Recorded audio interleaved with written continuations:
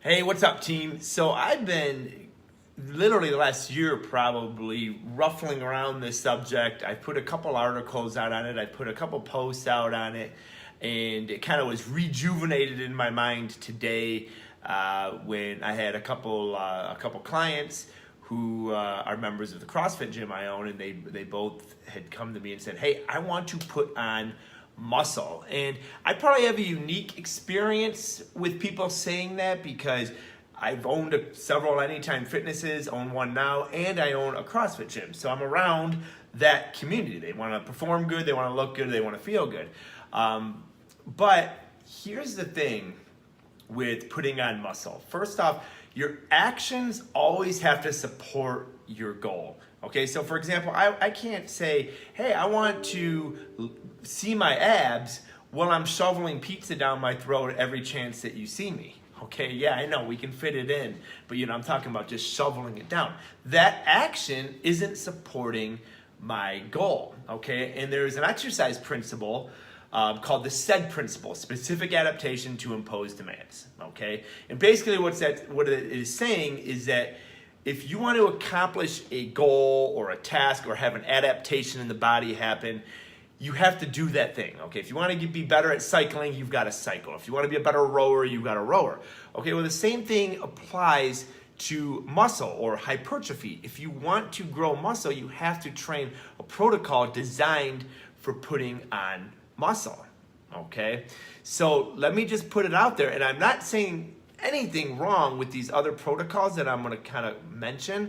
I'm just going to tell you they are not hypertrophy protocols. Okay, CrossFit is not a hypertrophy protocol. Okay, just like if you followed a traditional hypertrophy protocol or a bodybuilding program, that's not going to make you a good CrossFitter. Okay, we kind of understand that, but I get sometimes people in the CrossFit community, and they're like, dude, my number one goal is I want to put on muscle. Okay, well, you need to train for that, and that could very well mean you're going to need to change your style or environment of training from CrossFit to a traditional bodybuilding style training. Okay, the second, powerlifting is not a hypertrophy protocol. Okay. Nor is Olympic lifting. Now, here's the thing, and I think this is what, there's never absolutes in science. Can I CrossFit and put on some muscle? Absolutely. As a matter of fact, I did a 15-minute video on how to use CrossFit to build muscle. So yes, you can do CrossFit, but you're going to get to a point where you've gotten the muscle that you're going to get. Okay, you've gotten the adaptation you're going to get. Same thing with powerlifting.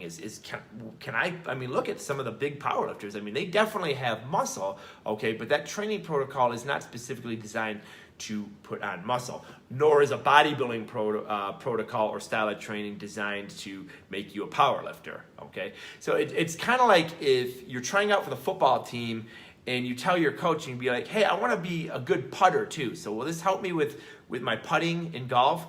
The coach is going to look at you and you'd be like, dude, do you want to be a football player or do you want to hit the green? Because I'm confused right now. It's very, very similar. I think that people kind of convolute it because there's weightlifting in CrossFit and there's weightlifting and resistance training and powerlifting. So, hey, we need weightlifting to build muscle, so it must be able to be a good muscle building protocol. Okay? No, they're two distinct styles of training. Okay? Now, here's the question that I'd ask first is, do you really want to put on muscle? Okay? I literally took about 5 years where I just got bored with the cables and this and putting on muscle. First of all, it is insanely hard style of training. Okay, but you know what? So is CrossFit and powerlifting. So that negates. I can't even use that argument. Shouldn't even brought that argument up. But it is a very specific style of training. And I'll be honest, the last 5 years when I was doing a lot of CrossFit, it was fun, man. I love the environment. I love the workouts. I was sweating, and it just wasn't as boring. Okay, but remember, you're always gonna pay a price. Okay, so the price that I paid those last 5 years is I really didn't put on any degree of muscularity. Well, who cares? Okay, I was having a good time. I was exercising. My heart loved it. It was a good style workout. Then this last year, I said, you know what? Okay, I want to go into a muscle building program. Well, CrossFit had to take a secondary position to that. So now it's back in the Globo Gym, as we call it, and it was doing the bodybuilding principles, training in that 8 to 12 rep range the majority of the time. 70% of a bodybuilder's training is going to be spent in that 8 to 12 tension-based rep range, and then maybe 15% in the lower powerlifting type rep range, and then 15% in the higher rep range, okay? I'm sure that's up for debate, but that's a great bodybuilding protocol in my opinion. So again, define your goals and then just say, hey, is this what I want to do?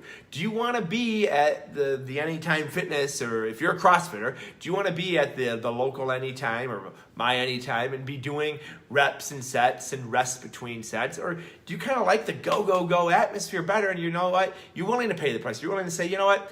I'm cool not putting on a little bit of muscle because frankly, this style of training is so much more fun, so much more engaging.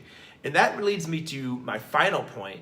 The style of training that you love is going to get you the results that you want, okay? So I'm going to repeat that. The style of training that you love is going to get you the results that you want. Because if you come to me and you say, hey, I want to put on muscle, I want to look like Arnold Schwarzenegger, okay, I want 18-inch arms or whatever, and I give you the optimal hypertrophy style protocol, and you do it and can't stand it, you're going to adhere to that like 2 or 3 weeks best, and then you're going to go back to what you love, okay?